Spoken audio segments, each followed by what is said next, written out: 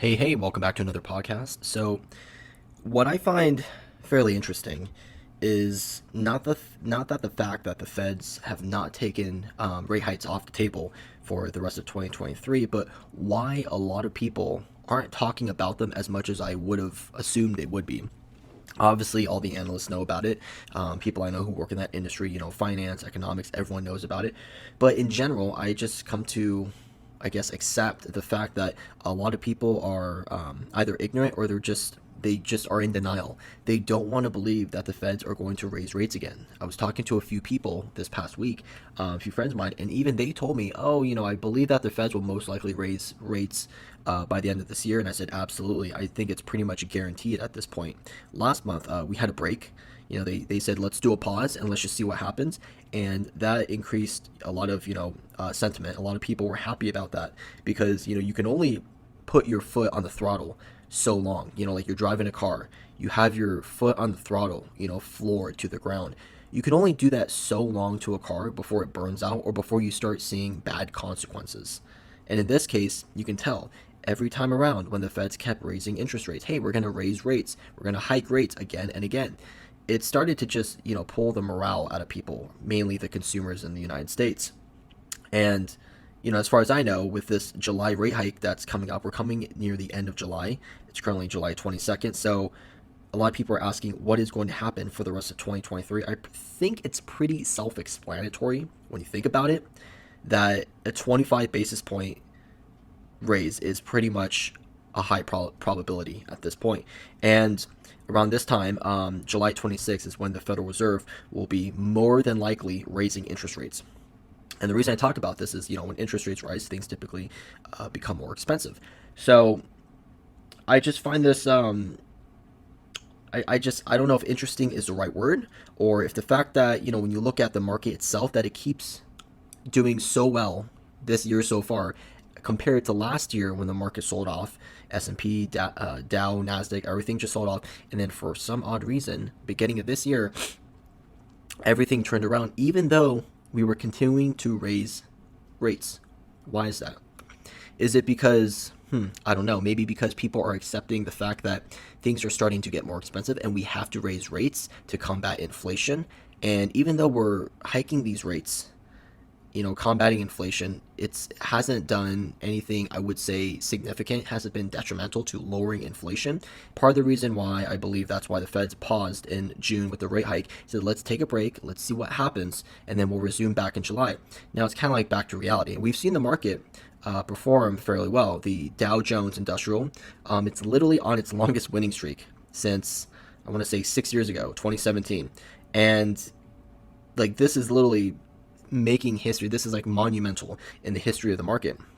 And a lot of analysts are assuming and they're hedging their bets that we're more than likely going to continue these rate hikes at whatever basis points. A lot of them are assuming 25 basis points is pretty much going to be the go-round deal that the Feds are going to throw at us. As far as I know, we have 3 more rate hikes for the end of this year, which is a lot. Beginning of September, November, and then the Federal Reserve's meeting in December. However, though, there's a few analysts that speculate that coming in September, the Federal Reserve might pause.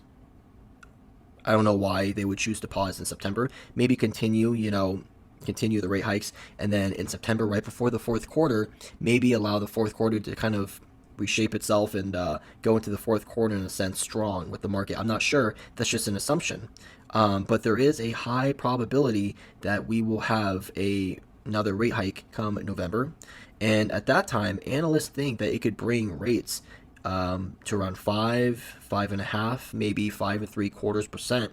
And this is what would be the rates on the funds rate. So analysts, like I mentioned before, they think that we might have a pause in September, resume in November, and then possibly pause in December. But why is that? Are we trying to go into 2024 strong? Or are we trying to do like off and on, off and on? Because if you ask me, that might not be a terrible idea. I'm not a master in economics. But if you think about it, sometimes a pause can give the market and literally the economy itself and consumer sentiment a breather, just to stop and breathe. Stop going full throttle just for, 1 month and then resume. kind of like let everything regain its grounding. So these are things that are not just going to affect myself, not just the companies that you go to every day. It is going to affect the economy as a whole, because interest rates are always like at the top of the page of topics for policies and economic forums. So these are things that affect not just your eye, but everybody in the country. Whether you buy products, whether you use a credit card, interest rates affect just about everything, as we've seen with inflation. So literally, when you think about it, even though compared to last year, inflation is starting to cool down ever so slightly, and when the Fed is, fighting this inflation, they're using their funds, right? But I think it has, in a sense, proven to be kind of reducing the cost around the economy. When you look at it in a very broad sense, last year into the beginning of this year, I saw prices were extremely expensive. Commodities, credit card rates were extremely high. Mortgage rates were extremely high. It was like everything, was extremely high. And it actually started to cool down a little bit. I started researching a lot of these prices, taking note of, prices of certain things or rates of certain things, whether it's mortgage rates, credit card rates, comparing them 6 months later, and they've actually decreased, which is amazing, and this certainly not just helps myself, whether, um, let's just say you forget to pay off a credit card. Obviously, the percentage you hit at is pretty high, but let's just say you're opening up like a mortgage application. Rates are starting to drop a little bit, but they're still extremely high for mortgage rates. But in general, a lot of things are just, like I mentioned before, it's just very high. And if we're going to see a big reversal, I don't think it's pretty much, I don't want to say it's a no-brainer answer, but in the realm of things, I think Powell just needs to come out and say that, hey, we're working on this economic, inflation, that, the economy as a whole will continue to do better. And we've literally, like, hey, we're trying to solve this inflation. We're trying to solve all these rates and lower them. And, as far as I've been keeping tabs, in about a year or so, it's actually started to make slight improvement. If you were to try to compare this to 20 years ago, it would have taken years to do. But nowadays, I feel like there's just so much more money in the economy, and things are just moving at such a fast pace where we can literally get things done extremely fast as long as people higher up are willing to, make those decisions and really get on it. But we need better data, and as you might know, whenever economic data comes out, like consumer sentiment, and like like payroll, that type of stuff, it actually helps the economy, improve. It improves the morale of the economy, helps the market and the economy as a whole. But what I'm thinking is, in 2024, possibly will the Federal Reserve start factoring in pricing in terms of like rate cuts? And will they maybe start to decrease the amount of basis points that they're implementing on these rate hikes? It seems like they're going fairly hard this year, and it seems like now they're starting to let off of the gas just a little bit going into like the end of the year, actually, third quarter and then into the fourth quarter. But 2024, it's going to be an extremely important year because that is the election year. So we are in election season. And it's really interesting to see how, going into election season, do we really want to be throwing the market around in a very turbulent manner during election season when we could possibly start, like right now, during this time of the year to the end of the year, factoring in rate hikes, pause, factoring rate hike, pause, and then going to 2024, nice and cool as a cucumber.